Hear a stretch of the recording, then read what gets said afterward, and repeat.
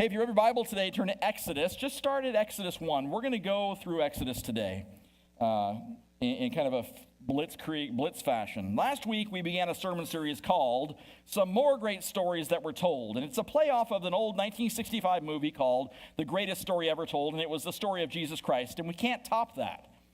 But if you know the Bible at all, or if you're familiar with the Bible at all, or maybe you've just heard some of the stories and you don't really know them very intently or very in detail, you're going to learn about some of those stories because there are also some other incredible stories of where God intersected life with the people of Israel and the people of God and did some miraculous things because they responded to him, because they heard him, because they were led by him. And so today we're going to look at those another one of those stories. Last week we looked at Noah.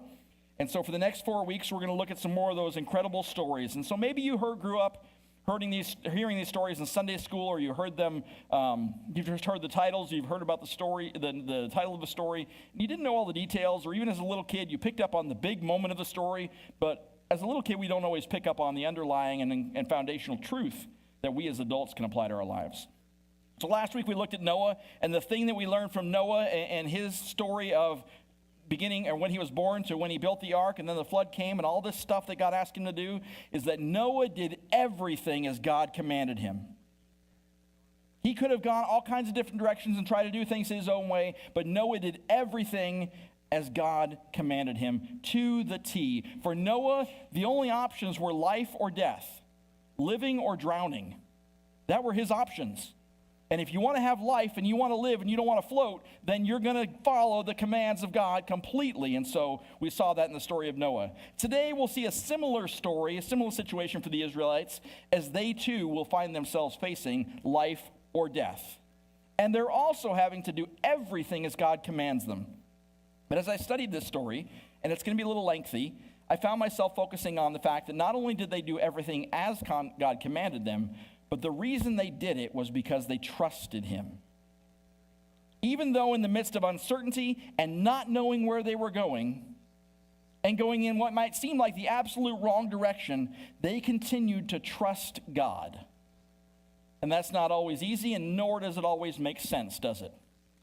As you'll see, and I'd imagine, I would think of the many multitudes of Israelites that were leaving Egypt. We'll see the story in just a few moments.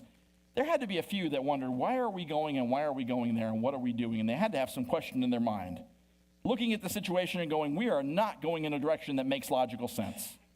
But before we dive into all that, we're going to look at the background of this story.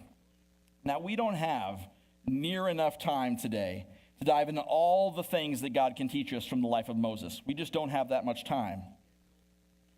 But we can take a brief look, and it's going to be a quick overview, a quick flyby, and we're going to blitz through it pretty quickly to get to where we need to be, but we can't get to where we need to be unless we understand why we're going to where we need to be and how the Israelites got there. So we're going to briefly start in Exodus 1 and do this quick flyover of the life of Moses. So we're going to take chunks of Moses' life, the main big points that bring us to this moment that you're familiar with, or maybe you've heard about, the Red Sea moment where the Red Sea parted and they walked through on dry land, and we're going to see that story. And maybe you've heard that story, you've watched that story. Every year it's on TV. It has been since I was a little kid, and probably since many of you were little kids. The 10 Commandments on television tells the story of Moses and the Israelites. I don't know why it's always on at Easter time, but it is at Easter time. So they put it on at Easter time, and you can watch it in a couple months. It'll be on usually a Sunday night, and there's the 10 Commandments, and there's Charlton Heston, and there's all the goofy graphics that we watch as it goes by. But for a few minutes this morning, just strap in and hang on as we review how and why the Israelites found themselves in this position, this climax position that we're going to read about today.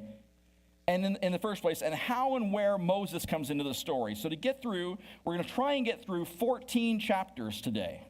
If you can hang on for that, 14 chapters. Like I said, we're just going to go blip, blip, blip, blip, blip, until we get to the moment where we find Moses and the Israelites. So let's begin by looking back and asking the question, why were they there? Exodus chapter 1. We're going to begin at verse 6. Now Joseph and all his brothers and all that generation died, but the Israelites were exceedingly fruitful. They multiplied greatly, increased in numbers, and became so numerous that the land was filled with them. Then a new king, to whom Joseph meant nothing, came to power in Egypt. Look, he said to his people, the Israelites have become far too numerous for us. Come, we must deal shrewdly with them, or they will become even more numerous. And if war breaks out, we'll join our enemies, fight against us, and leave the country. Excuse me. Verse 11. So they put slave masters over them to oppress them with forced labor. And they built Pithom and Ramses as store cities for Pharaoh. But the more they were oppressed, the more they multiplied and spread. So the Egyptians came to dread the Israelites and worked them ruthlessly. They made their lives bitter with harsh labor in brick and mortar, and with all kinds of work in the fields. In all their harsh labor, the Egyptians worked them ruthlessly. This part about making bricks and being stuck in slavery is going to come back into our story in a little bit, so keep that in mind. But this Joseph that we pick up the story and start talking about, this Joseph is Joseph, the coat of many colors, Old Testament Joseph. The Joseph who was his father's favorite, the Joseph who told his brothers, hey, at some day you'll bow down to me. And Joseph had landed himself in Egypt after being sold into slavery himself. And he got there and he became the guy who was in charge of distributing all of the food during the famine. So we pick up this story and say, how did the Israelites get in Egypt? Well, this is how. Joseph ended up there, and as his family grew and the Israelites grew and they came to get food, they stayed there. Now Joseph has died. And so we pick up the rest of the story, but there's still a large contingent of Israelites there. So that gets us to why the Israelites were in Egypt. And as we read, the king was panicked. He said, this group of Israelites is growing, and pretty soon it's going to be like the grasshopper and the ant. They're going to overtake us. They're going to be bigger than we are. And he was threatened by that. So he said, we got to put a lid on these Israelites. We need to keep them under wraps. And so they put into practice this slavery and this oppression and this work that they had to do. So that's important because it sets the scene for why the Israelites were there, of course, and we'll see later that they had to leave. Now jump with me to Exodus chapter 2. I told you we're just going to hit these points as we go through, but they're important. Exodus chapter 2 brings us to this moment where we say, Moses who? We wonder, who's this Moses guy? Now, we all know who Moses is, or at least if you've been in church, or you've heard about church, or you've heard about the Bible, maybe you've heard his name. Those of you who grew up in church like I did, you've heard the story of Moses, and you've heard about all the things he did, and you heard about the 10 Commandments and striking the water and all the things. We're going to read about some of those today. So we're going to pick up and figure out, because Moses is the key figure in this story, who he is. Chapter 2, we're going to read verses 1 through 10. Bear with me as we go through all this scripture. It's important. Now a man of the tribe of Levi married a Levite woman, and she became pregnant and gave birth to a son. Now let me pause for a second and remind us that what I did not read was that one of the ways the Egyptians were trying to oppress the Israelites was they said, if they're going to become too numerous, and so we're going to start killing off the boys. We're going to start putting all the males to death. And so that was one way of controlling the Israelite population, and so that was the decree that was in place. So the Levite wife gives birth to a son. When she saw that he was a fine child, she hid him for 3 months, verse 3. But when she could hide him no longer, she got a papyrus basket for him and coated it with tar and pitch. Then she placed the child in it and put it among the reeds along the bank of the Nile. His sister stood at a distance to see what would happen to him. Then Pharaoh's daughter went down to the Nile to bathe, and her attendants were walking along the river bank. She saw the basket among the reeds and sent her female slave to get it. She opened it and saw the baby. He was crying, and she felt sorry for him. This is one of the Hebrew babies, she said. Then his sister asked Pharaoh's daughter. Then Moses' sister, get that, asked Pharaoh's daughter, shall I go and get one of the Hebrew women to nurse the baby for you? Yes, go, she answered. So the girl went and got the baby's mother. Pharaoh's daughter said to her, take this baby and nurse him for me, and I will pay you. So the woman took the baby and nursed him. When the child grew older, she took him to Pharaoh's daughter and he became her son. She named him Moses, saying, I drew him out of the water. So did you catch all that? It's kind of wordy and a little bit of generational hopscotch there. Moses is born to a Levite woman. She puts him in the water after 3 months because she can't raise him or she'll get caught. He goes downstream. His sister, who is a slave to Pharaoh's daughter, notices him, picks him out of the water, shows him to Pharaoh, the daughter. Pharaoh's daughter says, yes, go get a Hebrew slave to nurse him, because the Pharaoh's daughter is not a mother, and she needs to be able to produce milk. So his sister goes, oh, well, who should I get? I'll go get his mother. And mom gets paid by Pharaoh's daughter to nurse her own son. Ladies, you ever get that gig? I don't think you ever got that gig, but Moses' mother got paid by Pharaoh's daughter to nurse her own son. That's a pretty neat deal how God circles that all back around, isn't it? Now, we fast forward to Moses, and now he's an adult. So we're not going to go over all of his childhood stuff. We don't have a lot of information about that anyway. But we fast forward to him, and he's an adult. And he's an adult Hebrew living among Pharaoh's people, the Egyptians, and among Pharaoh's palace and Pharaoh's family. And Moses is out, and he's watching the Hebrews one day, and he's watching them as slaves, and he comes along, and he discovers an Egyptian who has beaten the tar out of a Hebrew. And, of course, he gets upset about this, and he kills the Egyptian guy. And then he's panicked, so he buries him and hides him, and he goes about his day. So the next day he comes back, or well, let me back up. So here you go. We've got an abandoned baby discovered by a family who wanted all the Hebrews' babies dead, and the same baby is raised by Pharaoh's family and then brought into the story, and then he commits murder. He kills the Egyptian guy. This is all in our Bible, so you can't tell me the Bible's boring. This is like Days of Our Lives or The Young and the Restless here in Scripture, Exodus chapter 2. So Moses has killed and buried the Egyptian. Then later on, and he thinks he didn't get caught. Now, I don't know why he thought that, but he thinks he didn't get caught. Now, later on, he sees two Hebrews fighting. And he goes to them and says, hey, knock it off. What are you doing fighting? And they essentially say to him, who are you? You killed the Egyptian guy. And I imagine his eyes got big and his jaw dropped, and he thought, oh no, they know. Well, sure, they probably knew, because the Hebrew he saved probably went back and said, Moses, the guy who lives with Pharaoh, killed one of the Egyptians. So Moses panics, and he takes off, and Pharaoh hears of it, and he tries to kill Moses, and he flees to Midian. This place called Midian is east of Egypt. And while he's in Midian, Moses is always kind of getting himself in a little bit of trouble or stirring the pot. While he's in Midian, he's traveling along, and he comes across some women who were tasked by their father to watch over their flocks, and they were at a well, and they were trying to get some water. Well, some other pesky shepherds come along, and they drive the women away. Go away. No, you don't get to have any water. And they're kind of bullies to these ladies who are trying to get water for their own flocks. Moses comes along, and he tells them to knock it off, and he chases off the shepherds that are harassing the ladies. Well, the ladies go back to their father, Reuben, and they say, and they say, hey, this is what happened. This is what's been going on. And so their father says, well, did you invite him over for dinner? And they said, no. And he says, well, go ask him to at least come to dinner. He just saved you guys and gave my flocks water. Go ask this guy to come over for dinner. So Moses comes over for dinner, and while he's there, their father says, hey, while you're here, thanks for saving my family, and here's a wife for you. So Moses gets dinner and a wife. It was the first Happy Meal.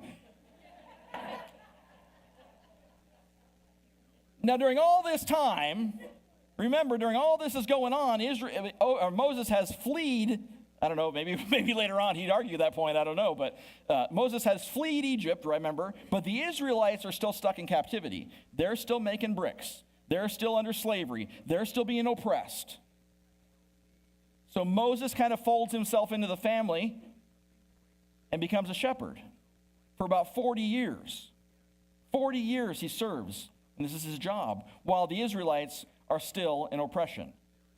Remember when the old Westerns were on TV and you'd see this sign, or across the screen it would say, meanwhile, back at the ranch. Chapter 3. This is the critical moment where it's save the Israelites or don't. Now, God could have chosen anybody else, but this is Moses' big moments. Chapter 3, bear with me, we're going to read through the entire chapter. Again, this is important because it sets us up as to why Moses did what he did.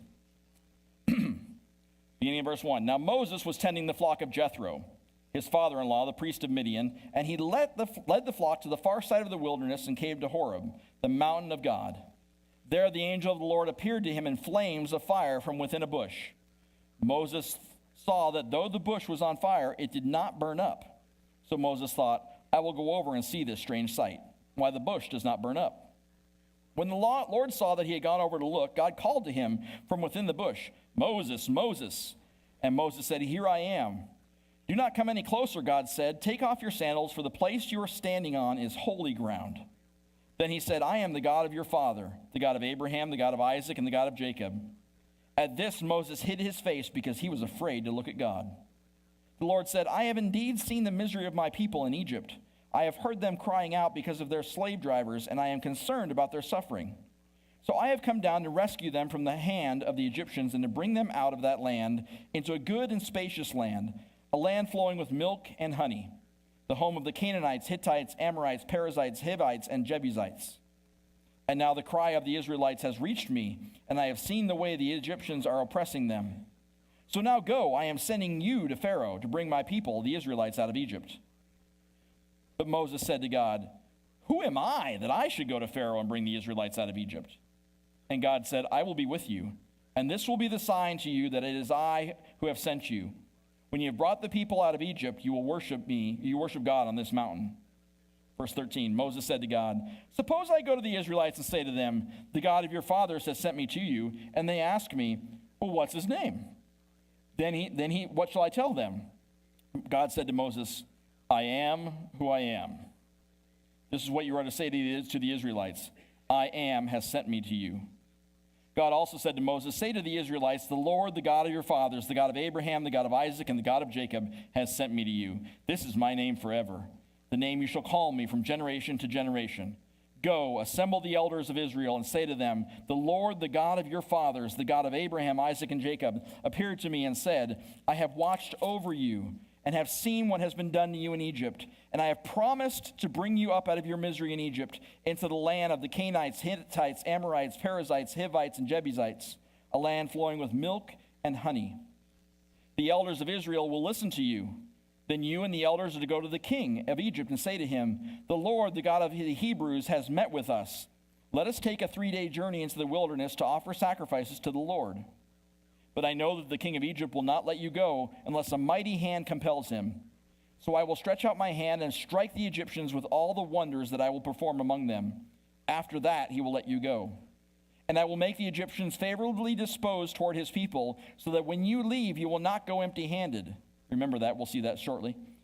Every woman is to ask her neighbor and any woman living in her house for articles of silver and gold, and for clothing which you will put on your sons and daughters, and so you will plunder the Egyptians. Really, the slaves are supposed to ask the slave masters for clothes and gold and silver and stuff. It's kind of odd. But that brings us to this commissioning of Moses. This assignment set out before Moses, go and tell Pharaoh. And maybe you felt similar to Moses when God asks you to do something. Maybe it's not something as crazy as or monumental as this, but it's still a huge task, and maybe you felt the nerves and you felt the questioning, and you've said to God, no, you want me to go? You want me to do that? You've asked me to teach that class? You've asked me to lead that Bible study? You've asked me to preach that sermon? I don't think so, God. You want me to talk to her? I don't know if she likes me. You want me to go to him? Well, he's my boss. I don't know how that would work. But I've never seen, in all of the heroes and stories of the Bible, I've never seen where someone has been told by God to do something, and they argue with him, and it worked out successful for them. In a couple weeks, we'll read the story of Jonah. Perfect example. So Moses has this back and forth with God about this, and he says, I don't know if I should go, and Moses says, yeah, or God says, yes, you're going. So here we have Moses, and he's got his marching orders. He's been given his assignment, and off he goes. And because he's complained about not being able to speak very well, we don't know exactly what it was, if it was just nerves. Did he stutter? Did he not pronounce some things right? Did he have a lisp? We don't know what he had, but at some point, there was something wrong with his speech, or he was just chicken. And so God says, okay, fine. I'll send Aaron, your brother, with you. So whatever I tell you, you tell Aaron, and Aaron will stand up before the Israelites and before Pharaoh and tell everybody what they're supposed to know. So off they go, and God's given Moses some instructions to display some signs to Pharaoh and the Israelites so they'll know that God is serious. This is serious, Pharaoh. Don't mess with me. You're not messing around. So Moses and Aaron, they arrive in Egypt, and they gather the Israelite leaders together and tell them God's plan. And the Israelite leaders, of course, are on board. And they're set, and they're ready, and they bow down and they worship God. Now Moses goes to Pharaoh, and he puts in a request for this worship, sacrifice, festival, retreat, 3-day journey they want to take. 3 days is what Moses requests, and they want to wander out in the wilderness away from Egypt to worship God. And Pharaoh's response is, the Lord who? What Lord? Chapter 5, verse 2. Pharaoh says to Moses, "Who is the Lord that I should obey him and let Israel go? I don't know the Lord, and I will not let Israel go." And Pharaoh starts to accuse Moses of keeping the Israelites from their work. No, I'm not going to let them go. And stop all this nonsense, because all they're doing is not working. So knock it off, Moses. And so he says to the Israelites, and by the way, since all this has gone on, you're going to continue to make bricks and mortar without straw. It's a famous portion of Scripture. We've heard about that before. We actually have a picture of it. Here's a picture of the moment when Pharaoh told the Israelites, no more straw. If you're old enough, that's a good Seinfeld reference. No more straw. No straw for you. And the Israelites, who just moments before had bowed down and worshiped God, remember? Just moments before, they're on Team Moses. All right, we got it. We're going to go. This sounds great. Suddenly now they are ticked. What have you done, Moses? You've caused us all this grief now. Now the soup Nazi won't give us straw. Pharaoh says no more straw. Now we have to work twice as hard or 10 times as hard. I've never had to make bricks. I've mixed concrete before, and I know you got to put some stuff in it to kind of hold it all together, whether it's fibers or rebar or remesh or whatever you use. But I would imagine as you're trying to put some stuff together, straw kind of helps bind it all together. Some fibers in there. You ask Ron or Mark about concrete and how that works, they would tell you you got to have some stuff in there. Greg was just telling me as he was repairing the plaster in the wall in the hallway, he says at one point they used to put horsehair in the texture, in the plaster. That held it together, those fibers. And now the Israelites have no straw. And they still got to keep their quota up, and they still got to make these bricks, and they're ticked. Moses, if you just left us alone. Well, what they simply quickly forgotten was they asked for Moses. Maybe not specifically Moses, but they asked for God to help us, send somebody, get us out of here. He sends Moses. Moses helps, but causes more grief. Now flip over to chapter 6. I promised, but Moses gives this message to the Israelites, or God gives this message to the Israelites, to Moses to give, God gives a message to Moses to give to the Israelites. And this is it, chapter 6, verse 6 through 9. Therefore, say to the Israelites, I am the Lord, and I will bring you out from under the yoke of the Egyptians. I will free you from being slaves to them, and I will redeem you with an outstretched arm and with mighty acts of judgment. I will take you as my own people, and I will be your God. Then you will know that I am the Lord your God who brought you out from under the yoke of the Egyptians. And I will bring you to the land I swore with uplifted hand to give to Abraham, Isaac, and to Jacob.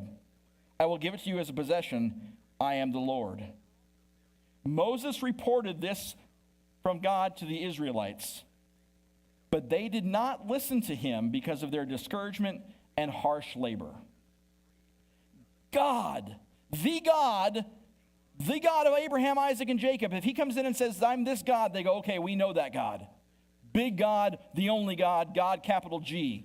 And they had been praying and praying and praying, help me, help me, help me, save us for hundreds of years. Get us out of this mess, God. We can't take it any longer. Our children are dying. We're oppressed. We're beaten. We're slaves. We can't do anything we want. Can't go anywhere we want. But when the answer and the promise comes, I'll get you out. I will rescue you, I will deliver you, and I will give you the land I promised to you, they didn't hear it. They were so overwhelmed by their discouragements and the harsh labor they were under, they couldn't hear it. Now, it's easy for us to sit back as armchair Israelites and go, and because we know the end of the story, to say, come on, you guys. God promised you. What do you mean you don't know and you're not going to listen? He's going to rescue you. He's going to protect you. We've read the end of the story. We know what happens. Just stick with him. It's so easy for us to chastise these Israelites for their doubts. But don't we do the same thing?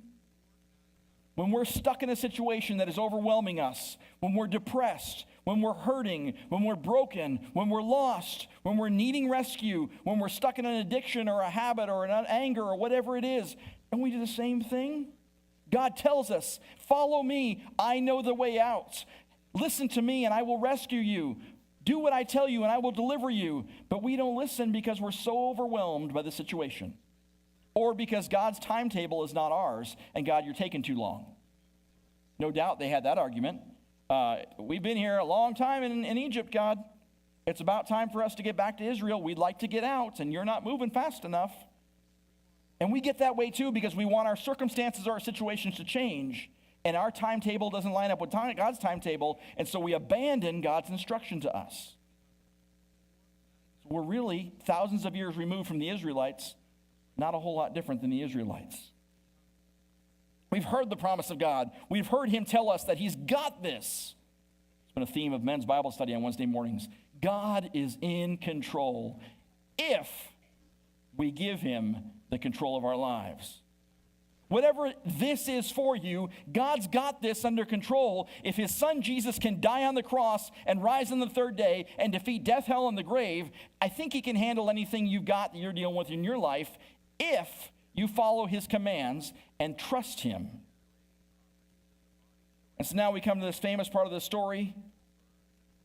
God has promised, no buts about it. This is what he said he's going to do. And so he sends Moses. And of course, we hear this famous phrase, "Let my people go." And Pharaoh says no. Pharaoh's stubborn. And so God begins to show Pharaoh who you're messing with. God knew Pharaoh wasn't going to pay attention. God knew Pharaoh wasn't going to listen to him. And so God begins to show Pharaoh, this is who you're messing with. And Moses tells Aaron, throw down your staff, and it becomes a snake. And Pharaoh says, big deal. And his sorcerers come along, his magicians come along, and they throw down their staffs, and they become a snake. So now you got a few snakes running around, plus Aaron's. And what happens? God's snake swallows up all the rest of the snakes. I bet they swallowed hard in that moment. So God begins to turn up the heat. And every time Moses says to Pharaoh, the hard-hearted, hard-headed Pharaoh, every time he says something to him, Pharaoh's heart hardens. Chapter 7, verse 13. Yet Pharaoh's heart became hard, and he would not listen to them, just as the Lord had said. He knew this was going to be Pharaoh's MO. He knew he wasn't going to listen. In fact, later on, God hardens his heart so he can show the Israelites the power of his deliverance. And again, Pharaoh's heart becomes hardened every time he hears. Let my people go. Every time Moses tells him. Every time he says no. So God begins to bring in plagues on Egypt. And again, we're just going to go over these 10 quickly. But there are 10 plagues that Moses dealt with. The 10 plagues of Exodus. First plague was the plague of blood. We'll pick this up in chapter 7. And I'm just going to breeze through them and kind of list them for you. And give you a highlight of what happened in every single time that Pharaoh said no. First one was that God said, okay, Moses, touch the water with your staff, and every drop of water in Egypt, including the water that's in stone or wood containers, turns to blood. Plague of blood. And so he does that. And not only does that happen, now the water's shot. The fish that were in the water, they all die as well. Every drop of water turns to blood. And the Egyptian magicians, they do the same thing. And Pharaoh's heart is hardened. The second time, Moses goes back to Pharaoh. And he says, let my people go, Pharaoh. We need to go. And he says, no. Then God brings a plague of frogs on the whole country. Can you imagine this? Not only just the fact that there are frogs on everything. Imagine this for a moment. There are frogs on the altar, frogs on the piano. You can't even play the keys because there's frogs on everywhere. But just the noise, the constant, incessant ribbit, croaking, carrying on, noise. Frogs everywhere. In fact, the scripture even tells us, Pharaoh, there will be frogs in your palace, frogs in your bedroom, frogs in your bed, frogs everywhere. And Pharaoh's heart remained hardened. The third time, he goes back and says, let my people go. Nope. Now the plague of gnats. You know how annoying gnats are? We lived in Harrington for a while. Every spring there would be swarms of them. You could drive down the road, and we don't know where they came from or why, but you would see them almost like a swarm of bees. Gnats. Stupid, annoying gnats. We're not just talking little swarms. Massive swarms of gnats everywhere. The fourth time he goes back, let my people go. Now you got flies. You know how annoying one stupid little fly can be when it's in your house? And you're just trying to watch something or do something or be quiet or go to sleep, and the dumb fly lands on your forehead. And you miss. And you're always trying to nail the fly, and you're always wanting to get, and you got the tennis racket out that zaps them, and you can't get them, and all this stuff's going on. This isn't one. gazillions of flies, massive amounts of flies, swarms of flies, flies so thick the ground is covered with them. But here's where it changes a little bit. But God says, guess what, Pharaoh? Flies over all the Egyptians, flies over you and your palace, flies over all your livestock and everything, but no flies on the Israelites. That should have been a signal to him that God was on the side of the Israelites, but no. Pharaoh says no. And I don't know why, but I found Pharaoh's response kind of funny. And Moses keeps asking, let us go into the wilderness. We're going to worship God, sacrifice, and do this thing for 3 days. And Pharaoh keeps saying no. So finally, after this fly thing, Pharaoh relents a little bit. It says, okay, Moses, you and the Israelites can go and have your worship festival, but stay here. You can't go in the wilderness. Don't wander too far off. And Moses says, no, we can't have it here. We have to go out in the wilderness. We need a 3-day journey. And I don't know why, but I found Pharaoh's response kind of funny. Chapter 8, verse 26. Chapter 8, verse 26. Pharaoh said, I will let you go to offer sacrifices to the Lord your God in the wilderness, but you must not go very far. And this just struck me as funny. Now pray for me. Really? You said you didn't know this God. You didn't know who this Lord was. You didn't have a clue what we were talking about, but yet now you want me to pray for you? 5th plague, the plague on the livestock. Now God causes all the Egyptian livestock to die. They get sick and they die, every single one of them. The Israelite livestock lives. Again, Pharaoh's heart was unyielding, and he would not let the people go. The 6th plague is starting to get a little more intense and a little more personal. Now, the plague of boils. You ever had a boil? I've had some zits. When I was a kid in high school, it was a plague on me. I thought, man, is this ever going to change and go away? There are some pictures that I don't publicize that are just, I was that kid, the acne kid. Should have been a commercial for Clearasil or something. OxyClean pads or something. But here I was, and I thought that was horrible. Boils are like massive sores on every Egyptian. And still, God hardened Pharaoh's heart and kept him from letting him go. Why would he do that? He's been telling them to let him go, but God was again demonstrating his authority to Pharaoh and to the Israelites. The 7th plague, hail. Hail ruins everything. Crops, livestock, buildings, people, cars, horses, chariots, everything is ruined by hail. And God even says to Pharaoh, I could have wiped you off the earth by now, Pharaoh. I could have taken you out, but I haven't.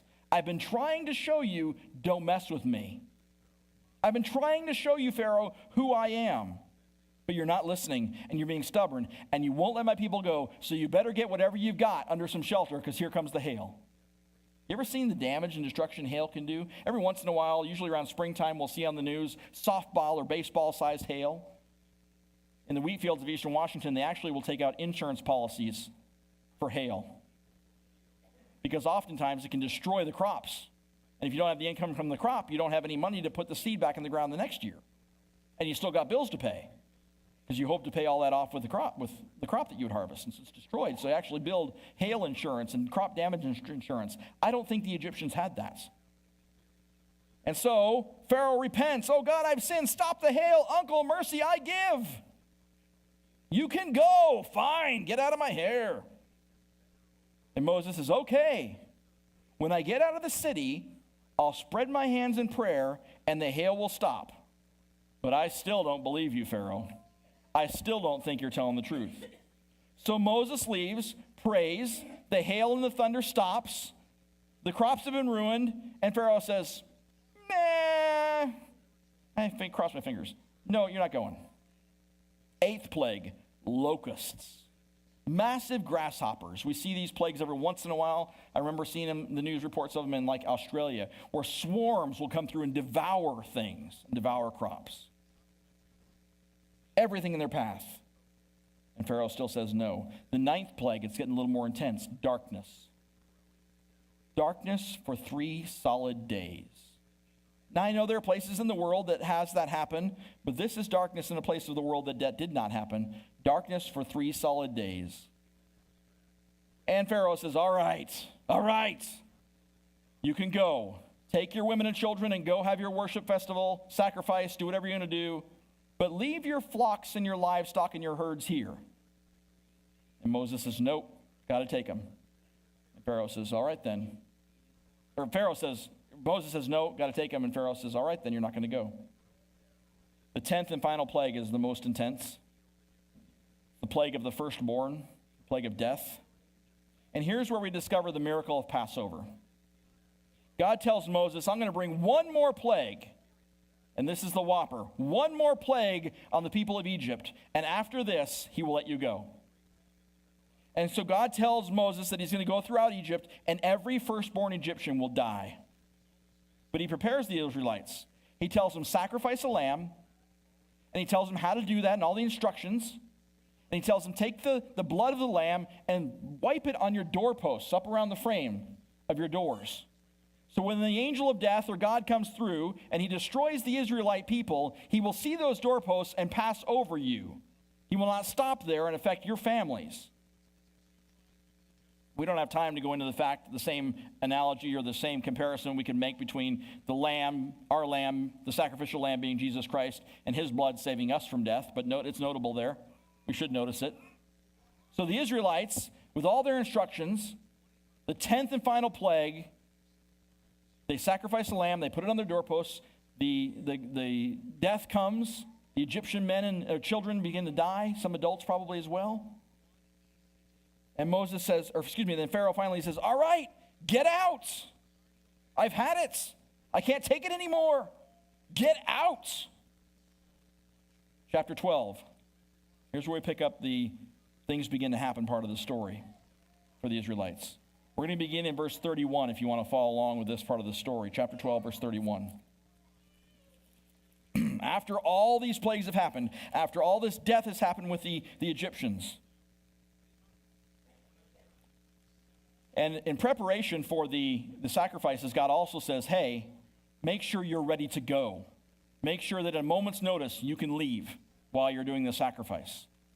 Verse 31, chapter 12. During the night, Pharaoh summoned Moses and Aaron and said, up, leave my people, you and the Israelites. Go, worship the Lord as you have requested. Take your flocks and your herds as you have said, and go.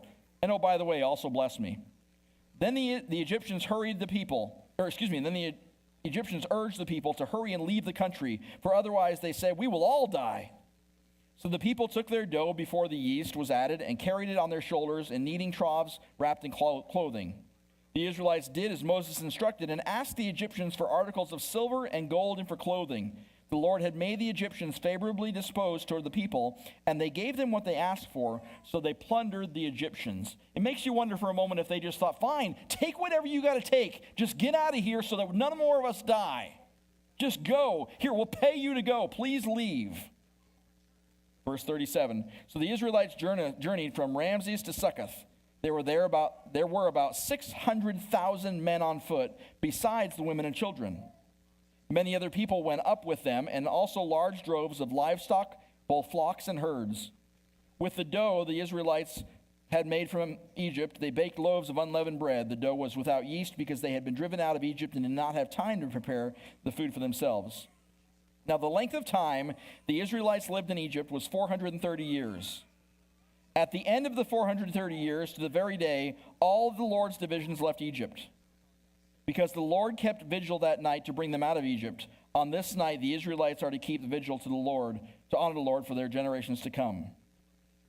Pause there for a second. 600,000 people plus women and children, because they only counted the men. Not a small group of people. This is the equivalent of the population of Seattle, and then some. Seattle. Leaving. This summer we watched as thousands, tens of thousands, approximately 300,000 people left areas of California as the wildfires raged. And we watched the traffic jams, and we watched the news clips of traffic getting stuck in the midst of the fires. And the intensity of that.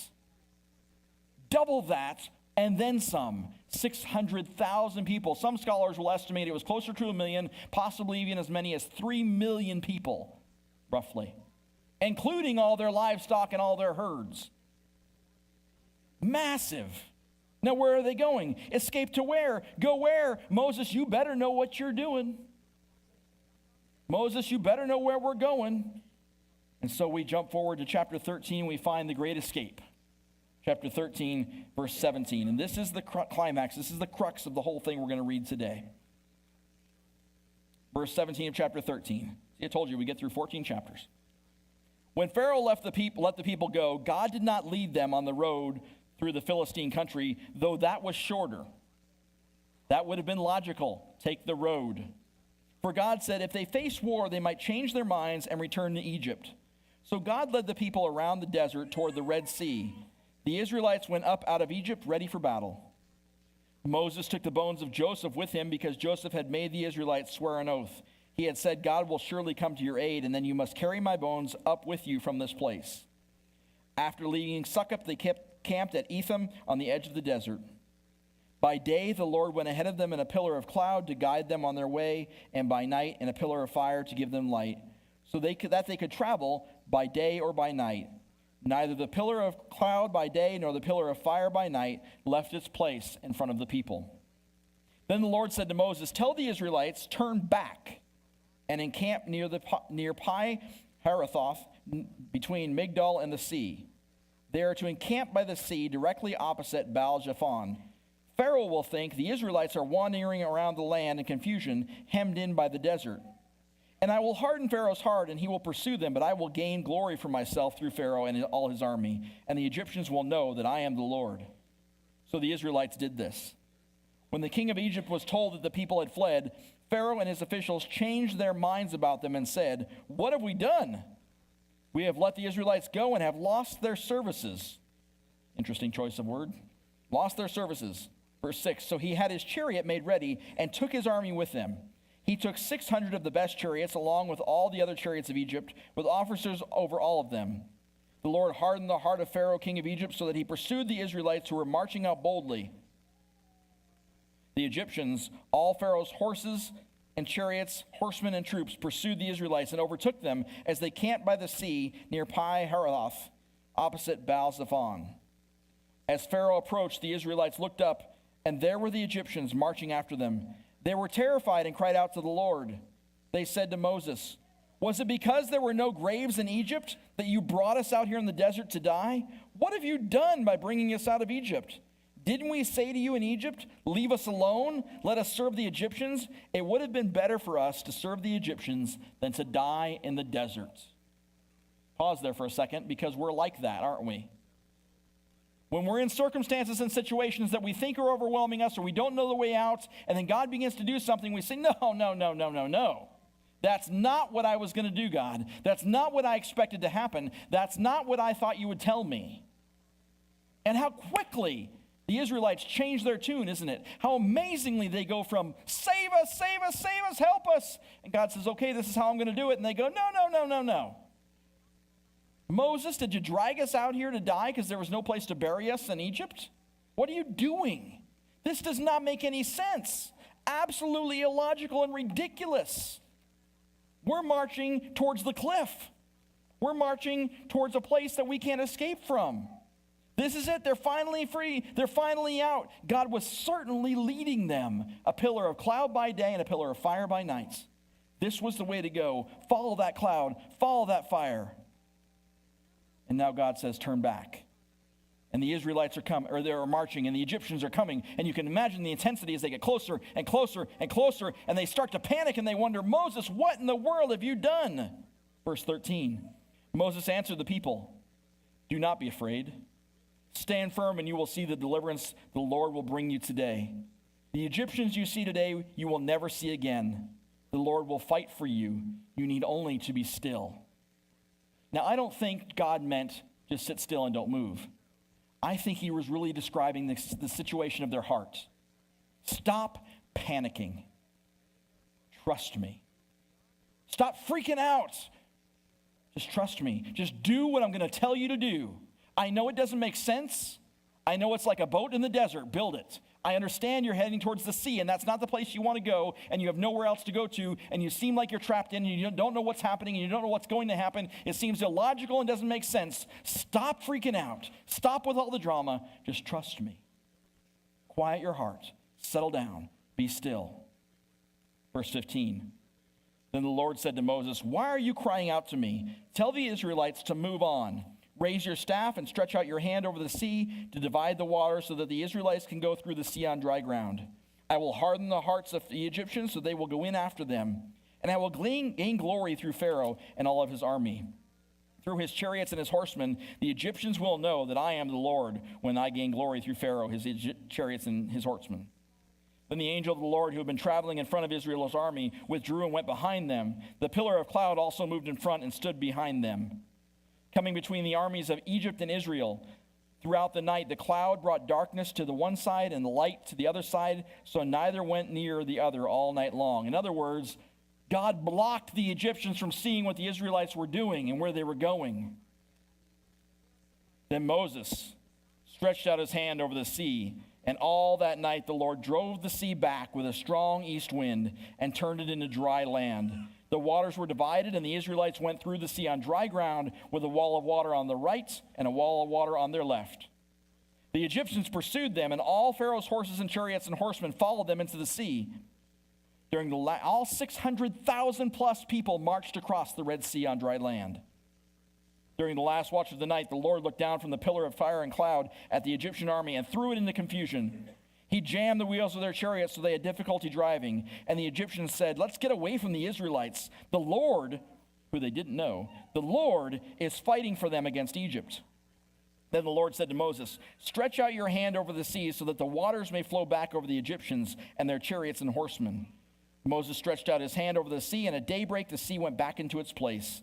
The Egyptians were fleeing toward it, and the Lord swept them into the sea. The water flowed back and covered the chariots and horsemen. The entire army of Pharaoh that had followed the Israelites into the sea, not one of them survived. But the Israelites went through the sea on dry ground, with a wall of water on their right and on their left. That day the Lord saved Israel from the hands of the Egyptians, and Israel saw the Egyptians lying dead on the shore. And when the Israelites saw the mighty hand of the Lord displayed against the Egyptians, the people feared the Lord and put their trust in him and in Moses his servant. Well, it's about time. All this had to happen so they would see how mighty and huge and majestic and powerful God is. What does God have to do to get through our thick heads before we realize that there's nothing that stops him and you are his child who he has promised to deliver and rescue? Why do we doubt? Why do we fear? We begin to wonder, is this escape such a good idea in the first place? Maybe I should just go back to things as they were, even though they're difficult.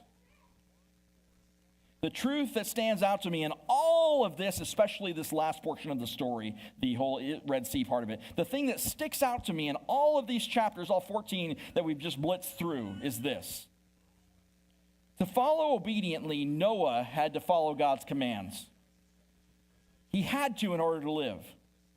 To follow obediently, Moses had to follow all of God's commands, or deliverance would not have happened. And even when those commands make no logical sense, and it seems like there's nothing that makes sense, and it's not like any logical thing is going to be happening. And when we begin to question and doubt, this is where we've got to trust God. We've got to know and believe and have faith that God knows what he's doing. God is bigger than your problems. God is bigger than what scares you. God is bigger than the uncertainty you have and the question you can't answer. We don't always know the answer until after we trust God for it. One of my study helps said it this way: faith always results in action, even when action is risky. Catch that? Faith always results in action. If we believe, and if we really want to say if there's truth to our belief, then we've got to act on it, even when action is risky. I don't know many heroes of Scripture that were heroes because they didn't risk. Every single one of them. David standing before Goliath, that was not logical and was frankly dumb. But he trusted God. He believed his God was bigger than the giant that stood before him, and he was successful and saved. And Israel had victory that day. Moses was leading hundreds of thousands of people to their imminent death, it looked like. But he trusted God even when it was risky, because he believed more than he doubted. His faith was bigger than his fear. Are you wanting deliverance? Are you wanting a rescue? Are you needing a breakthrough? Do you need answers? Or maybe you need an end to something? Or maybe you need a start to something? And the answers God has given you don't make a lot of sense. The things he's telling you to do don't make a lot of sense. Whether he's telling you to stay or telling you to go. He's telling you to talk or telling you to be quiet. Sometimes it doesn't make a lot of sense. But if you really believe what you say you believe, let's put it into action. Put your money where your mouth is then. Trust him and act on it even when it's risky. We serve an illogical God. Much of what we do that God does defies logic. It doesn't make sense. Can you imagine when they were marching toward the sea, and some of the guys maybe had an idea, and they could see it ahead of them. I don't know that we should be going this way, Moses. Are you sure? Again, Exodus 14. Moses answered the people, "Do not be afraid." Hear these words for you today. I don't know what you're facing. I know some of the things some of you are going through.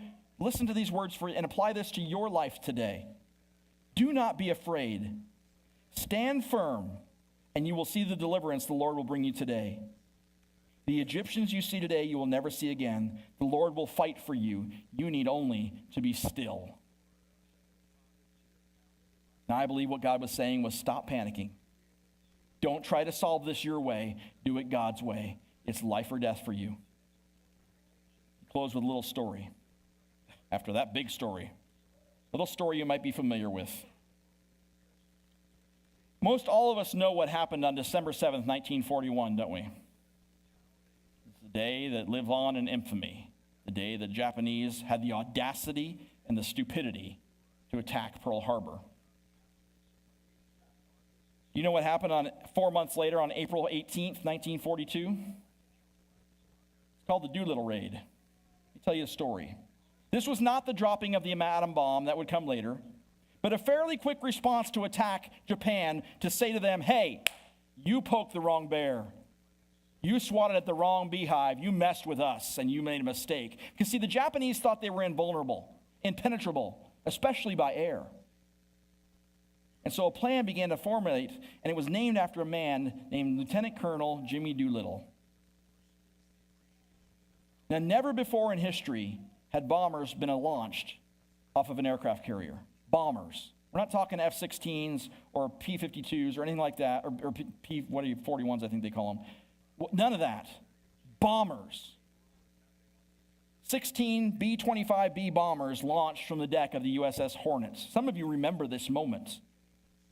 They trained and trained and trained and timed. They timed it just so they knew where to launch from, so they'd have enough fuel to get to where they needed to go to drop their bomb payload and land in China where they could be rescued. The bombers would need to fly approximately 2,400 miles, and they were only designed to fly 1,300 miles. Not quite half of what they needed. So the planes were modified to not only carry 2,000-pound bomb payloads, but also stripped down and fueled enough with extra payloads of fuel, an inflatable bag to carry fuel in the plane, so that it would fly 1,100 miles longer than they were actually designed to fly. Oh, and one more thing. These B-25 bombers had never, ever before seen any combat. The planes were loaded on the carrier, and they steamed toward Japan. They're on their way to launch to bomb Japan. At 7:38 on April 18th, at approximately 650 miles from Japan, a Japanese patrol boat spotted the fleet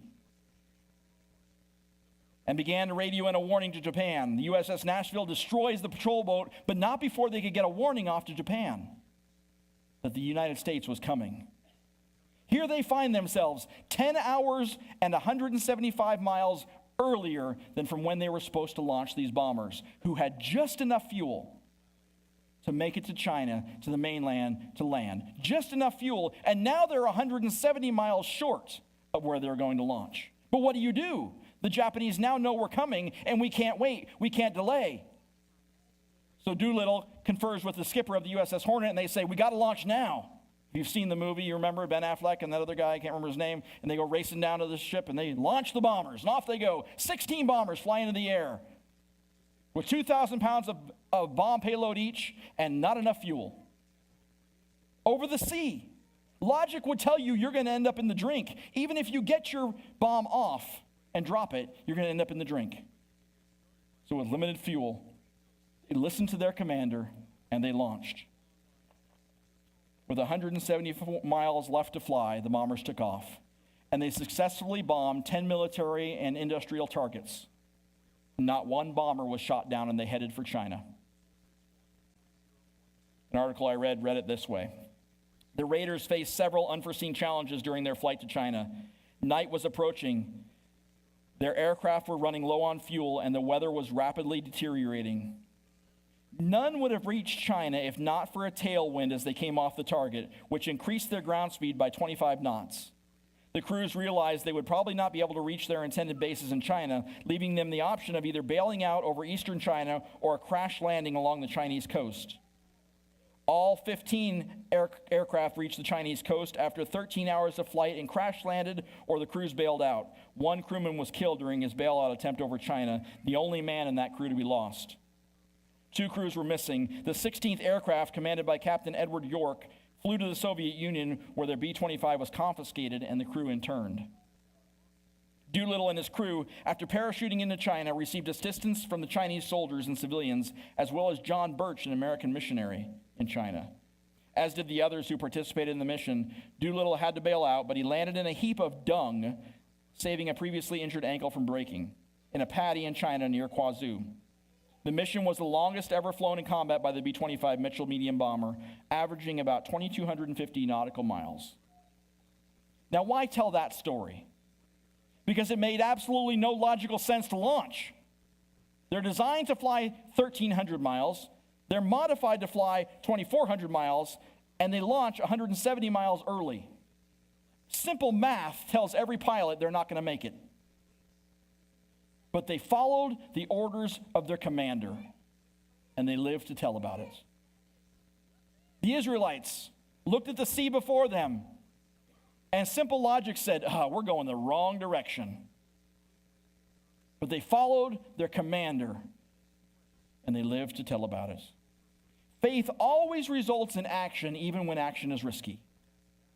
If we say that we follow God's commands, if we claim to be obedient, if we really believe that God can rescue and save and deliver and defeat and do anything we need him to do, then we've got to act on that faith and do what he's telling us to do, even when it makes no logical sense.